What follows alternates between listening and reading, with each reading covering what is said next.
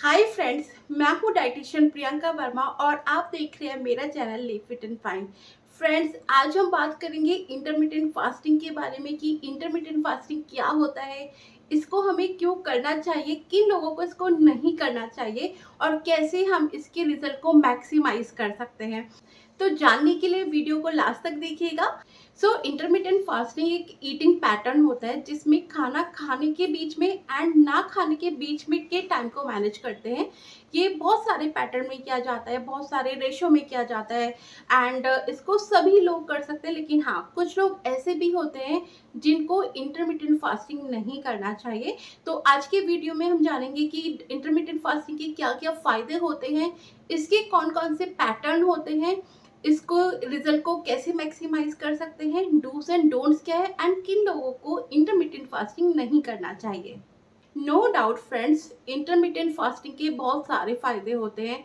ये हमारे weight loss and fat loss में हेल्प करते हैं, क्योंकि जब हम इंटरमिटेंट फास्टिंग करते हैं हमारी इंसुलिन सेंसिटिविटी इंप्रूव होती है, इंसुलिन रेसिस्टेंस इंप्रूव होता है और इंसुलिन जो होता है वो फैट स्टोरिंग हार्मोन होता है।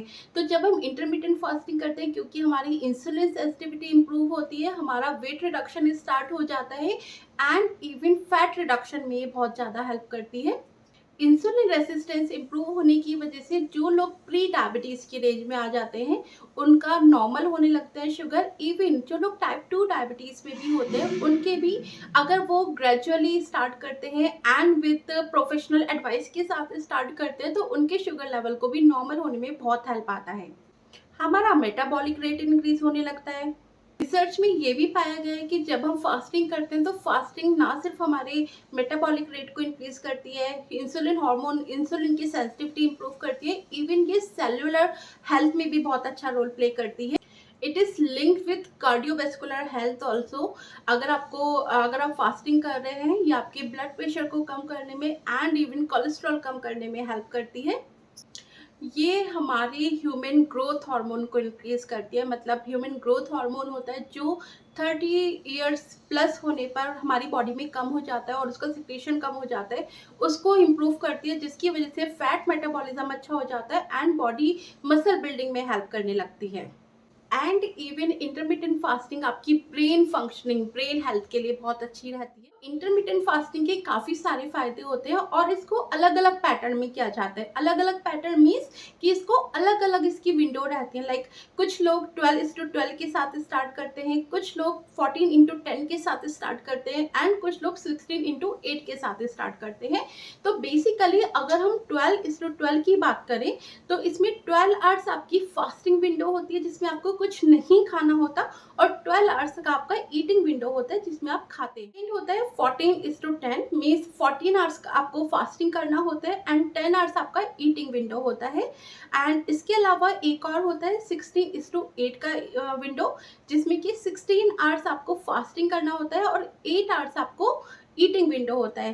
कहीं कहीं पर 18:6 का रेशो या फिर 20:4 का रेशो भी फॉलो किया जाता है। कुछ लोग जो ज़्यादा इम्पेशेंस होते हैं या फिर जिनको जल्दी वेट रिडक्शन चाहिए वो ट्राई करते हैं। But let me clear one thing, extreme weight reduction कभी भी हेल्पफुल नहीं होता है। आपको कभी भी कुछ भी स्टार्ट करना होता है तो आपको ग्रेजुअली करना चाहिए, जिससे आपकी बॉडी पर उसका गलत इफेक्ट नहीं आए। नाउ हम बात करेंगे कि हम जब फास्टिंग पीरियड में हैं तो हमें क्या ध्यान रखना है और जब हम ईटिंग विंडो में हैं तो हमें क्या ध्यान रखना है और किन चीज़ों को नहीं करना चाहिए।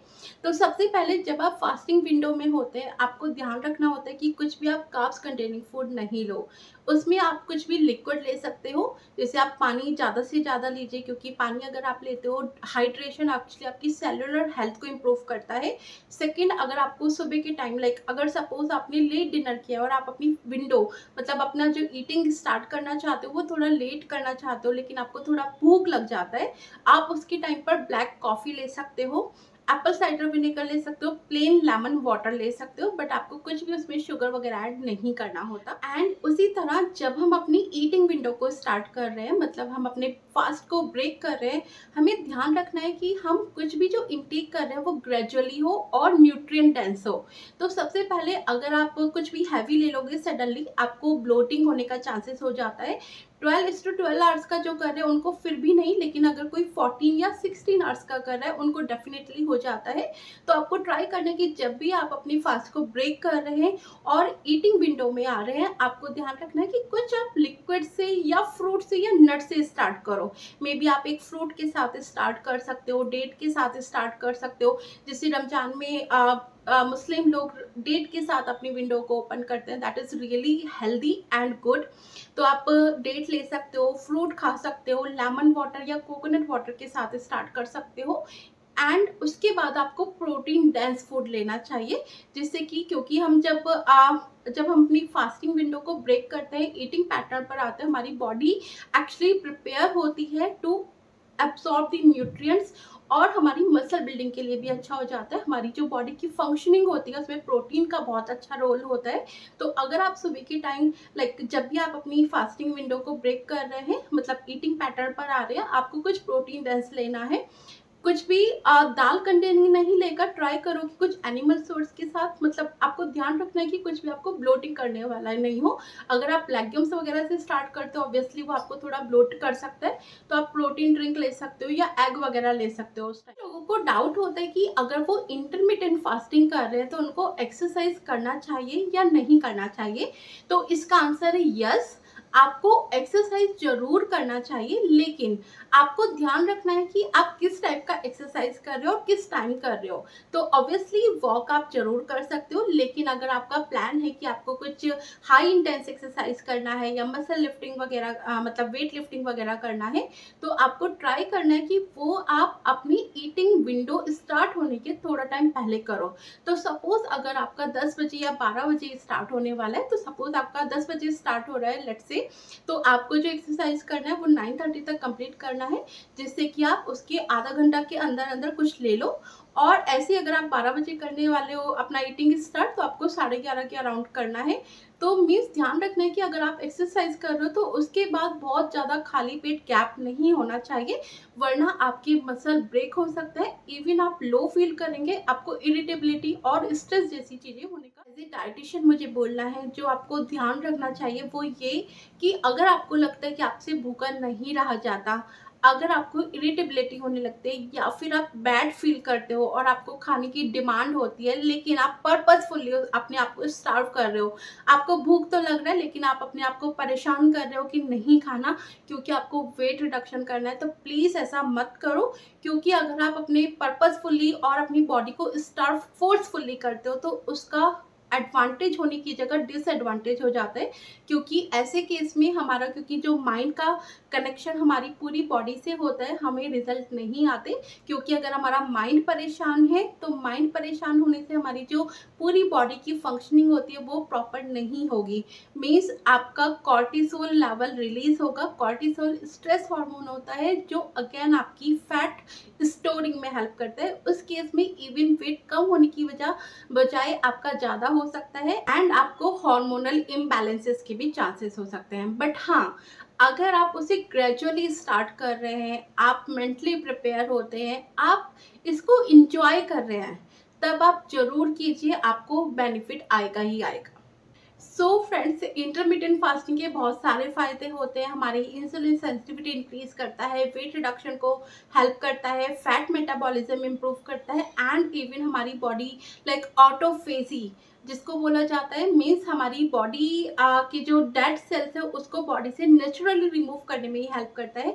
लेकिन अगर आपको उसके फायदे को और एनहांस करना है, आपको ध्यान रखना है कि जब आपका ईटिंग विंडो हो, आपको प्रोटीन और न्यूट्रिएंट डेंस फूड लीजिए, जिससे कि आपका बॉडी और आपके हार्मोन्स अच्छे से काम कर सके, आपको सिर्फ बेनिफिट हो और उसका कोई डिसएडवांटेज नहीं हो। वैसे तो इंटरमिटेंट फास्टिंग के काफ़ी सारे फायदे होते हैं, सभी को ये करना चाहिए, क्योंकि इसमें इंसुलिन सेंसिटिविटी इंप्रूव होती है, डेड सेल्स बाहर निकलते हैं, डिटॉक्सिफिकेशन होता है बॉडी का, कार्डियोवैस्कुलर हेल्थ के लिए अच्छी होती है। लेकिन फिर भी कुछ परसेंटेज लोग ऐसे होते हैं जिनको इंटरमिटेंट फास्टिंग नहीं करना चाहिए, और उनमें सबसे पहले होते हैं वो लोग जिनको एसिडिटी वाले इशू होते हैं।